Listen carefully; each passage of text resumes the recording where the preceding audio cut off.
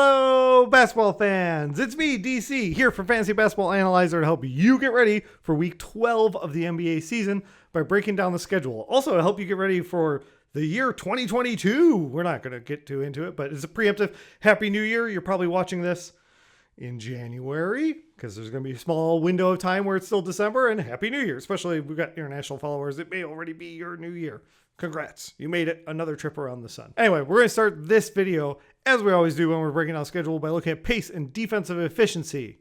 Now, just a reminder, because I don't always remember to say it, but I do pull my defensive efficiency numbers from Cleaning the Glass. I love that they cut out garbage time. I also just think it's a cool site. And since I'm using their data, I want to plug it. It's always worth going and check out. Anyway, so we take the pace and defensive efficiency, merge them together, get our average, and that's how we determine the teams that are playing the fastest and have the weakest defense, which is the best chance for us to rack up some stats. Up top are the teams you expect with some changes this time.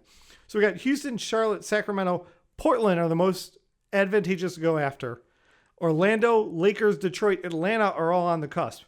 Spurs are actually right there, but I have to cut the line somewhere. Now I bring that up because there are some minor changes here. The Lakers now have the fastest pace if we're going off PER, like for 100 possessions, they have the highest. So that has bumped the Lakers way up here as their pace has picked up. Also, Detroit and the Lakers, it's not just the Lakers here, they've hopped up into this 106 range, right? That's why they're in the light green. Atlanta and San Antonio are basically exactly where they were last week when they were highlighted in the light green. Like, they're above 106, but they're lower down the rankings because Detroit and the Lakers have just jumped up ahead of them. So nothing really changed there. The top teams are still who we'd want to go after. The only other really standout change, and it doesn't affect because they're not at either extreme, is Brooklyn's pace really dropped. Like I said, they're middle of the pack there. They're around 20 or whatever. I don't have the numbers showing here, but I think they're number 22. No, yeah, 20. I nailed it. I had a look at the Excel grid, and if you want that, the link is down below. You're probably aware of that already. Anyway, down at the bottom, Cleveland, Golden State, Miami, Philly. Philly's crept into that bottom four now. Are the scariest to go after. And then Phoenix, Clippers, Boston's on that edge, and so is Milwaukee. So we take all of this and we go apply it to the week 12 schedule, see who we want to attack. Before getting into the strength of schedule, let's count the games. What should stand out right there? The Grizzlies, 5 games this week, which is super exciting because when Ja was out, the Grizzlies, in my opinion, were still maybe the most fun team to watch, watching that chemistry, watching them keep racking up the wins. And now Ja's back. And I don't know anyone who says Ja isn't fun to watch. So you add him back to the team and we get 5 games for the Grizzlies. So I am excited about how we're kicking off the new year. After that, 18 teams have 4 games and 11 of them have 3. So you were definitely at a disadvantage if you're playing someone with only 3 games in your weekly lock league, or you're picking up from that, although there is some good streaming options there, so let's not rule out all the 3-game teams. But there are just a crap load of games overall in the first week of January, not just the 5-game week. Most are playing 4, and we've got some teams with some really good matchups. So let's take a look. Sacramento here gets Lakers, Atlanta, and Portland. They're all good. Denver's not good, but Denver's not bad for fantasy matchups. Washington's pretty good. Charlotte, Houston, Orlando, they play Chicago. Again, good defense, but not bad for fantasy matchups. So Sacramento, Washington stood out the most. Atlanta's decent. Portland, Sacramento, Lakers, you like all those. Clippers, fantasy-wise, probably because their pace is slower, isn't a great matchup, but it's still 4 games and 3 definitely easier matchups. So if you're looking at setting your DFS lineups and stuff like that, I find this grid's really helpful. You can find those double matchups. The beauty is when you can find someone that's like a green and green, 2 favorable matchups, fast paced going against each other. For example, if we look at Friday, we've got Atlanta plays the Lakers. So the Lakers and Atlanta are both in that upper echelon of matchups you'd like. And when they play together, that pace should really be up. And that's on a 9-game day. So if you're playing in your DFS matchups on Friday, you can get a little edge there. Now, like if you looked at Thursday and you're trying to track it, which doesn't have one, like Detroit's the only particularly favorable matchup. We don't have a head-to-head favorable.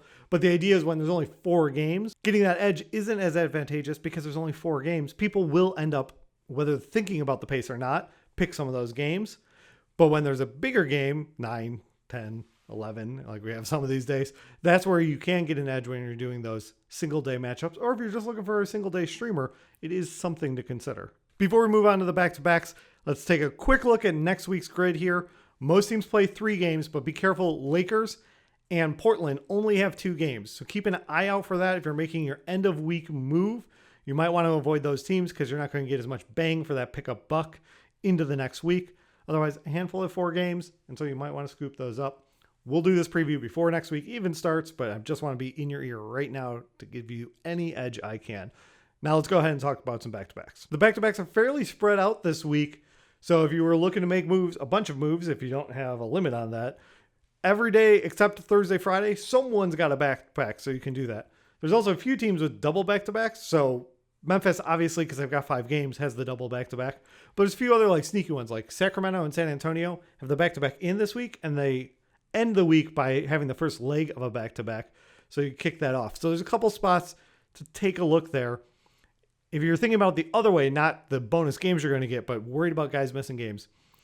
Connolly, yes, Utah does have a back-to-back, and he has been ruled out today as of recording on New Year's Eve because it's the first leg of a back-to-back. So they are still resting him on that. I do try to keep in check to make sure that I'm not using old priors on who gets rested and who doesn't. Horford, yes, he's back to playing in the game, and they do have a back-to-back. So while he doesn't sit all the time, I wouldn't be shocked. You know, it could go either way. He just came back from health safety protocols, so maybe he's got enough energy and they need him. Or maybe they're like, hey, you're just back. We can't like completely throttle you up. We got to rest you. So just be careful there. Embiid, no back-to-back. Lowry kind of has a back-to-back. So Golden State Warriors to start the week, it's only a 3-game week. If they rest him, then he would only get a 2-game week, and that's worth noting. Also, Lowry right now, as of recording this, he's back with the team, but has not played since being in health safety protocols. I'm assuming he will be back next week. Any of this could change. We're just doing our best. Eric Gordon, no back-to-back. Spencer Dinwiddie, no back-to-back.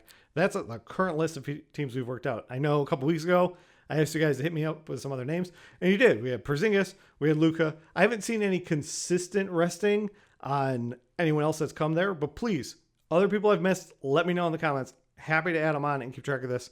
Like soon, well, it's not really back-to-back watch. Kyrie's going to be back with Brooklyn, and then it might be like a weird home-away watch to count how many games you're going to get with him. Although, if you're a Kyrie owner, you hung on, you could probably do that yourself, but we'll add it to the list and keep tracking.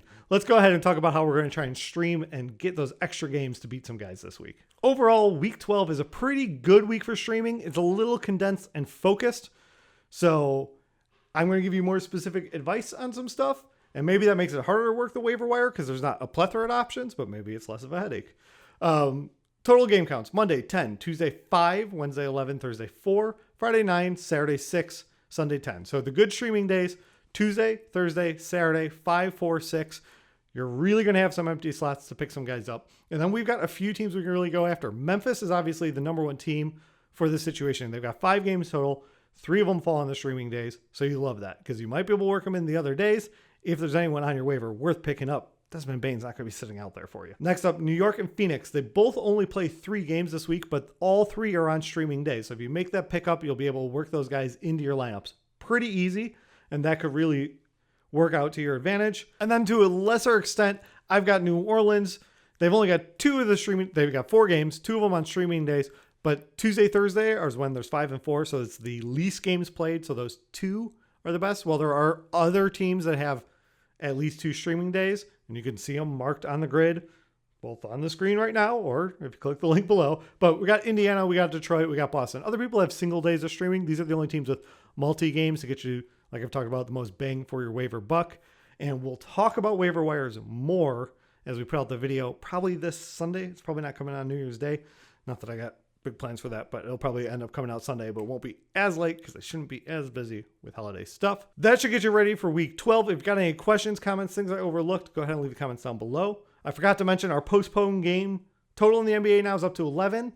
So there's only 2 more games postponed this week so far. Glad that number's coming down.